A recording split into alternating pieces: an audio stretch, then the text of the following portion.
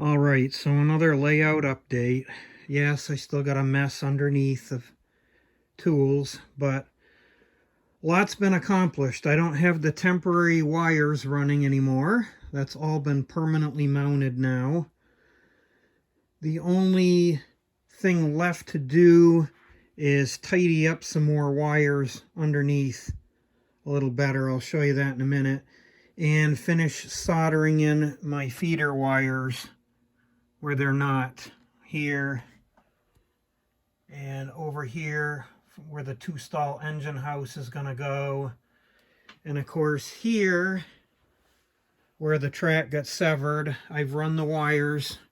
They're sitting there. They need to be soldered.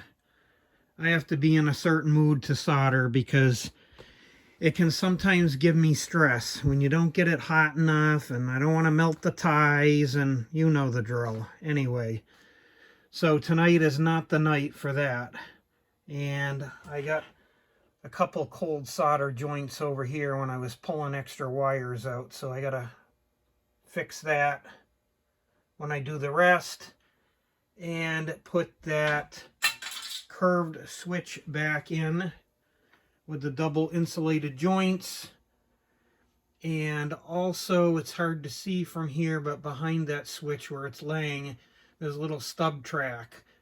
That I'm going to insulate so I can shut the power off. I have a special switcher that's going to take care of switching the grain facility. So another night for that. All right, let's have a look underneath. So I got all the wire bus mounted back up completely now, including this section here where the it's tough crawling under here now. When I was younger, I could do it a lot better. Yeah, so the terminal strips, all that is now mounted back up nicely. I filled my strips, so I had to run another one for the bus line to go to the extended part of the layout by the oil tank side and the furnace side. So yeah, so there's the North Coast DCC units. The top one right there is the command station, and then the 3 boosters, the 2 for each side, and the third one is the accessory for switches and whatever lights that I will have down the road, because now they make decoders for that, so that'll be coming. That switch motor is now out on the interlocking because it was in the way right here, and that interlocking's getting moved anyway. I'll back out and show you. So yes, this part of the interlocking here is coming out. The switch is no longer on a motor. So that whole interlocking is coming out, and that half of it will join up with this half down here at this end of the yard, but it will be number 8s instead of number 6s, so that'll be a nice upgrade. So that'll be coming soon. And yeah, I still got a few more wires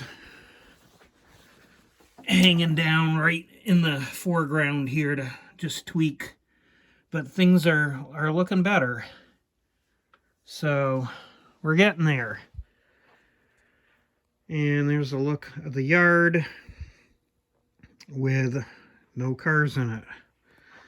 So the other thing I want to do, I've always wanted an interstate highway somewhere on my layout, but never been able to figure out how I'm going to do it.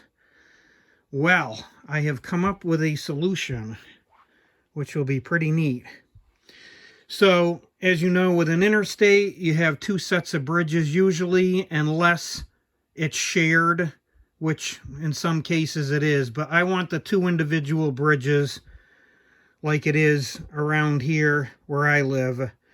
So I always wondered how I could do it because the posts would not go through the yard good and because of the elevation there. So I'm going to do it right here at a skewed angle. So the first set of posts obviously will go here.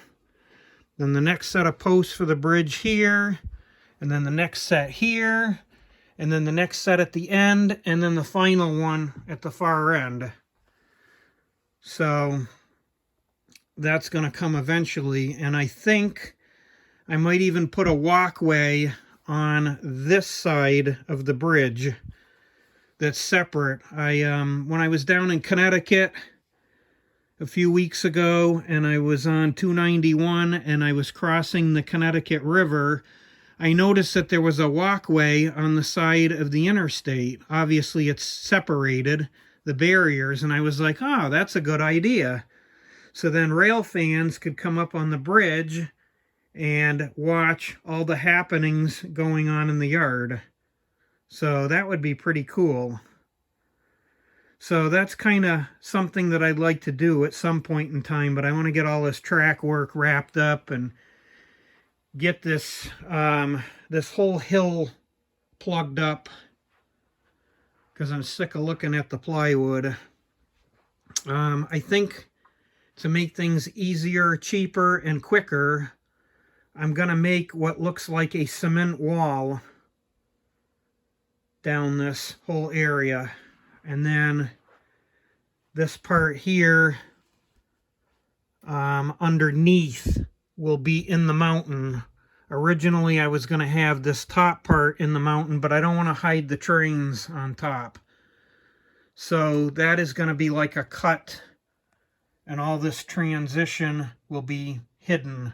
So the tunnel portal will be probably right down in this area here, and it'll all be covered on the bottom, and then back over here again with the tunnel portal, and then a retaining wall, of course, on this front track. Also, I'm probably going to have to cut that plywood out, so at the very least I could poke my head up and my hand if we ever have a derailment inside there and you need to get to it. So I'll probably cut that corner out. And then on the top side here, kind of even with the track and over, I would like to put some houses up in there because I really don't have a spot on the layout where I could put houses, and that would be cool. So in people's backyard up against the tracks. So things to come. Like I say, things are happening, they're just slow. So anyway, thanks for looking.